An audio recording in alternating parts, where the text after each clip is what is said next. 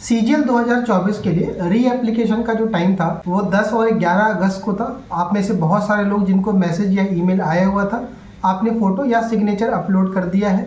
कई सारे लोगों ने अपनी बेसिक डिटेल्स भी चेंज करी है।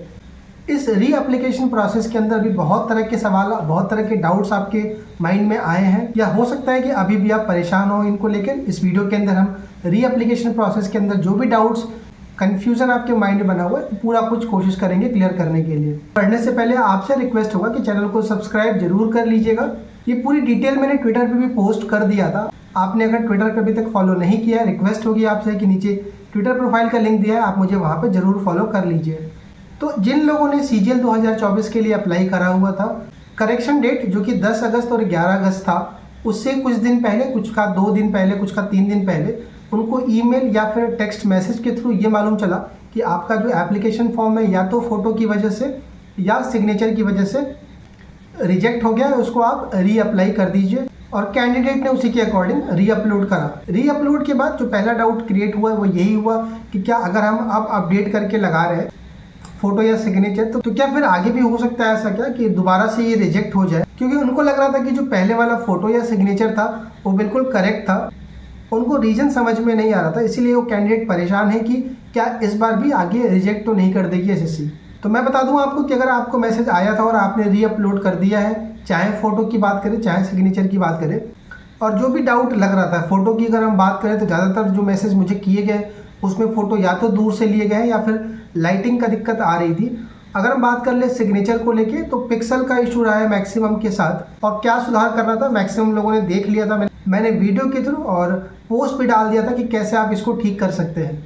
तो अगर आपने अपडेट किया है तो कोई भी अब आगे दिक्कत नहीं आएगी आपको, और आपका एप्लीकेशन फॉर्म एक्सेप्ट किया जाएगा और आपका एडमिट कार्ड इशू करेगी एसएससी। अगली जो डाउट थी कि बहुत सारे कैंडिडेट को ना तो ईमेल आया था और ना ही मैसेज आया था कि आपका कोई इशू है या फिर कोई री अपलोड करना है कि नहीं करना है। और जब वो अप्लाई कर रहे थे एसएससी की पोर्टल पे, वहाँ पर री अप्लाई का एक बटन दिखाई दे रहा था जो कि एक्टिव था। उसको लेके भी स्टार्टिंग में बहुत सारे मैसेज आए कि क्या मुझे भी री अप्लाई करना है कि नहीं। तो जो ये री अप्लाई का बटन था ये सभी को एक्टिव दिखाई दे रहा था, सभी कैंडिडेट को जिनको मैसेज आया था, जिनको नहीं भी आया था।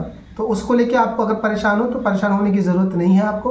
वो सिर्फ इसलिए एक्टिव करा गया था, अगर आपको कुछ चेंज करना है, कोई ज़रूरी नहीं है कि फ़ोटो और सिग्नेचर ही सभी का इशू रहा हो। अगर आपको कोई अपनी बेसिक डिटेल भी चेंज करनी थी तो इसी टाइम के अंदर चेंज करना था, इसीलिए वो एक्टिव बटन वहाँ पर दिखाई दे रहा था। शाम को जब फॉर्म भरा जा रहा था उसमें शाम को भी कई सारे मैसेज आए कि पेमेंट कर दिया है कैंडिडेट ने, और उसके बाद भी जो स्टेटस है वो पेंडिंग दिखाई दे रहा है। अगर आपके साथ भी ऐसा इशू रहा होगा तो एक बार आप कमेंट में, या इसके अलावा कोई और इशू रहा होगा जो मैं कवर कर रहा हूँ इस वीडियो के अंदर, उससे हट के कुछ अगर इशू है आप एक बार वो भी कमेंट सेक्शन में जरूर डालिएगा।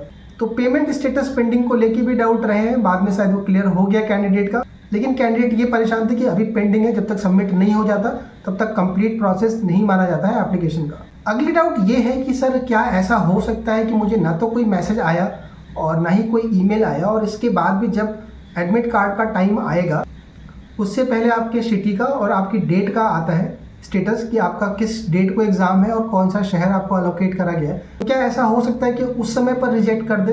ये कई लोगों ने मुझसे मैसेज में पूछा है। आपको बता दूं, अगर आपको कोई मैसेज या ईमेल नहीं आया हुआ था, यानी कि आपका फ़ोटो और सिग्नेचर वाला पार्ट बिल्कुल सही था, एप्लीकेशन फॉर्म जो रिजेक्ट होते हैं उसका कारण जो है वो यही दो है, तो आप बिल्कुल भी परेशान न होइए। आपका कोई भी ऐसा रिजेक्शन या फिर कोई भी ऐसी नेगेटिव चीज़ आप दिमाग में लेके ना चलिए, आपका एडमिट कार्ड इशू करेगी एसएससी। उस कैंडिडेट के मैसेज आए कि सर मैंने फर्स्ट टाइम करेक्शन करा और फिर गलती से दोबारा करेक्शन वाला बटन दब गया और फिर वहाँ पर एक नया स्टेटस री अप्लाई का शो करने लगा।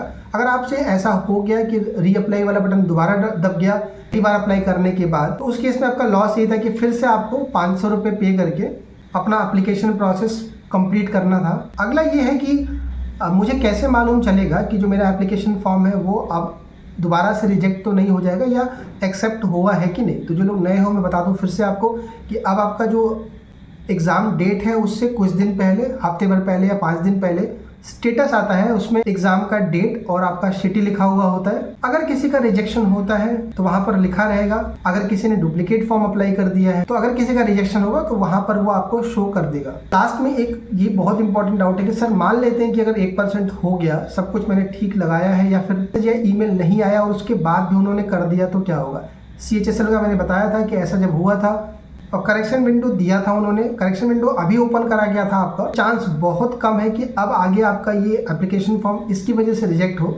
फिर भी अगर दिक्कत आती है 1% केस में, तो उस केस में आपको एसएससी हेडक्वार्टर या अपने रीजनल ऑफिस में पहुंच करके उनको बताना पड़ेगा कि आपने दोबारा से फ़ोटो या सिग्नेचर अपलोड करा था, सही तरीके से अप्लाई किया था, फिर भी आपका रिजेक्शन हुआ है। फिर वो उसी के अकॉर्डिंग आपको आगे का प्रोसेस बता देंगे।